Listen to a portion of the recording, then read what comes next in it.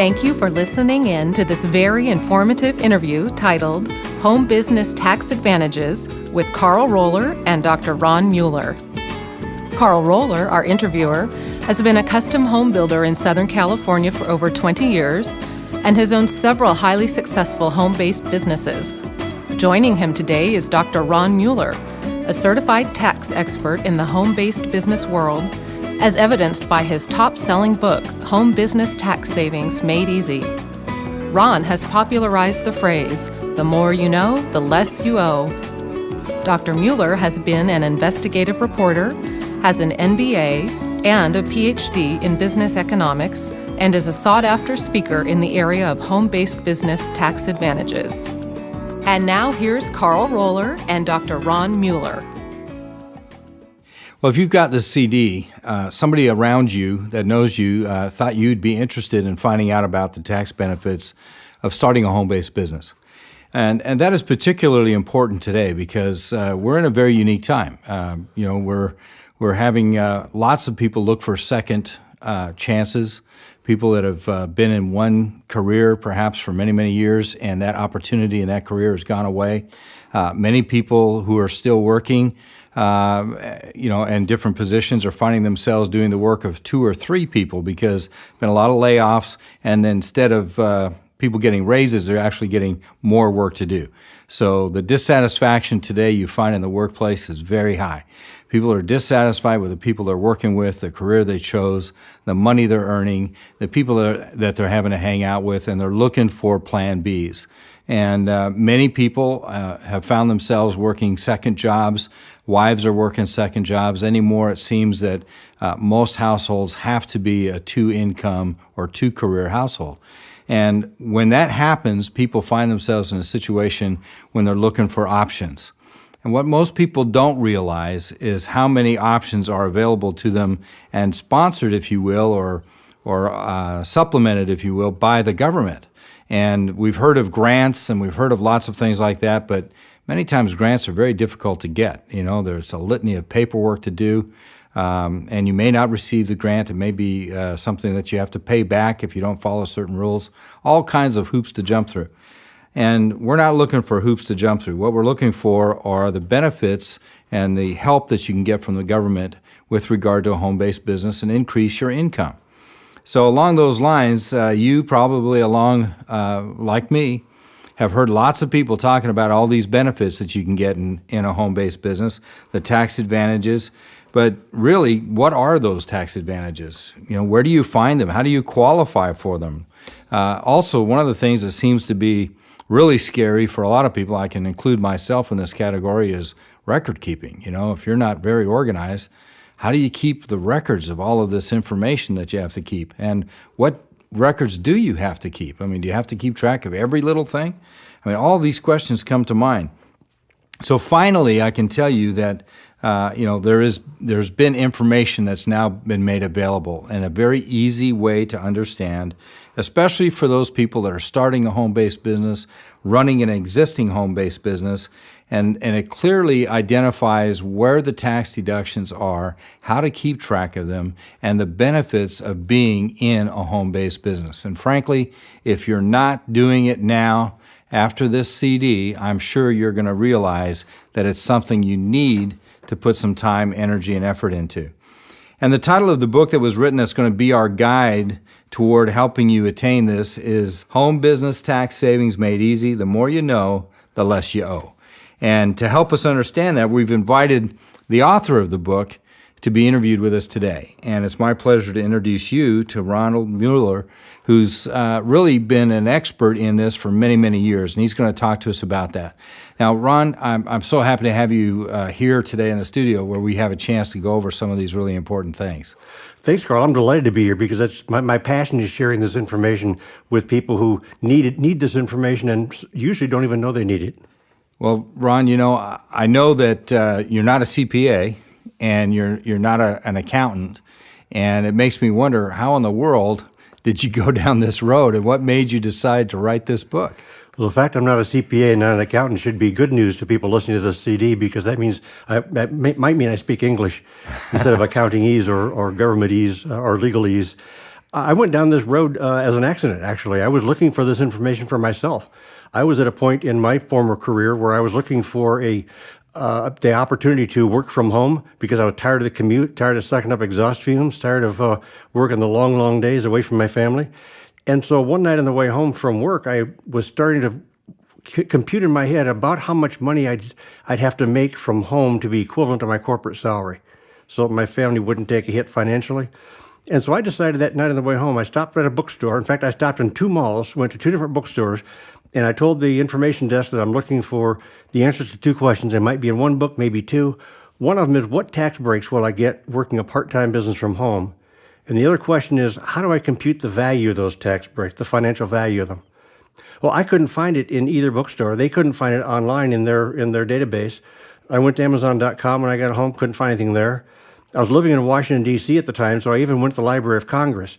And what's significant about the Library of Congress, which, by the way, is available to the average taxpayer. A lot of people don't know that, but it's a government building. Of course, a lot of government buildings are not available to taxpayers, but this one is.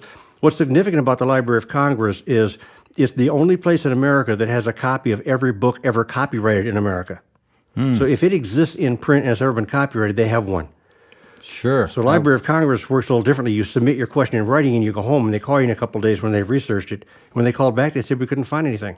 Oh my goodness. That's what began the trail that led to this book. I was part of my background is I've been an investigative reporter, so I know how to find sources and how to interpret, how to follow leads, how to find out when I'm going down a dead end alley when I'm not. So I was intrigued and frustrated both because I'd been told since I was a kid caddying on a golf course in Iowa. Way back then, ever since then, I've been told by people who are successful in business that the first step in becoming successful is starting your own business because that's where you get the big tax breaks. So I just started peeling the onion. I started looking for people that knew something about it, let them lead me to another source, and I spent about a year uncovering, discovering the tax breaks that were passed specifically for home business, small and home-based business owners. And then I spent about another 6 months doing the hard part, translating all that into English. The convoluted tax code does not need to be something that the average person cannot read and understand. And that's why my commitment was to produce a book that was technically accurate, but also easy to read, a fun read, a light read. Well, I can say I've read it myself, and I was very excited after reading it. As a matter of fact, I do want to let the listeners know that you have an MBA and a PhD. So, as you mentioned, you do know how to do research. So, along those lines, I got so excited after reading your book. I remember talking to a couple individuals about it, and their first question was that they just didn't know or believe that it could be legal to do some of these things. I mean, do you get that often? Oh, I get it a lot, and the reason is because there's been almost no publicity around it. See, normally when Congress passed tax breaks, well, let's back up for a second and talk about why these tax breaks exist for home business owners. Congress had determined that they wanted to stimulate the growth of the small business sector in America. The plan was, or the idea was, if every taxpayer had a part-time home-based business, that would provide a partial safety net, some stability for our economy. Because if you go to work tomorrow and find out you don't have a job because your company got downsized, right-sized, cap-sized, whatever it got, what you got was unemployed, they'd rather you come home and instead of coming home and look up the address of the unemployment office, they'd rather you come home and ramp up your part-time business to full-time. That's good for our economy. So then they said, how do we get people to do that? How do we get people who are already busy to do something that they wouldn't otherwise do? And, well, what's the great motivator? Money. Sure. It's not the most important thing in life, but it kind of ranks up there with oxygen. So they said, if we pay people, they'll do it. Well, what's the easiest way for Washington to put money in our pocket, to take less money out of our pocket? So they said, let's just give people tax breaks. Let's give them significant tax breaks, enough that will increase their tax refund by thousands of dollars. And let's not make them wait till April 15th to get the refund. Let's let them collect it all year long. That's what started this whole process. But what happened was they didn't pass one bill that had all these measures in it. When the media gives a lot of attention to a tax bill, they kind of they showcase the key item or the key category of tax deductions or tax increases, whatever, in the bill. In this particular case, Congress passed tax breaks that were sprinkled into several tax bills over a period of 3 or 4 years. So it didn't get media attention.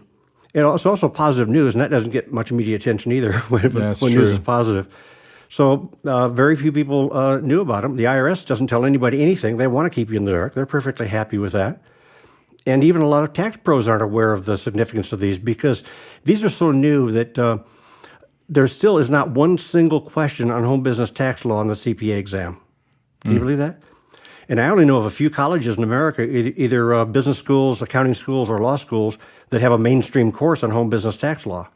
So it's a very new area that most people don't really understand. Well, I know I've experienced that before when I've talked to accountants or tax preparers myself, and I talk about a deduction that I want to take, and they'll tell me, no, you can't take that. A red flag is going to go up or something like that. I mean, do we have any defense against that? I mean, I love that. I love that, Carl, because I have a personal/professional opinion of about where the term red flag came from.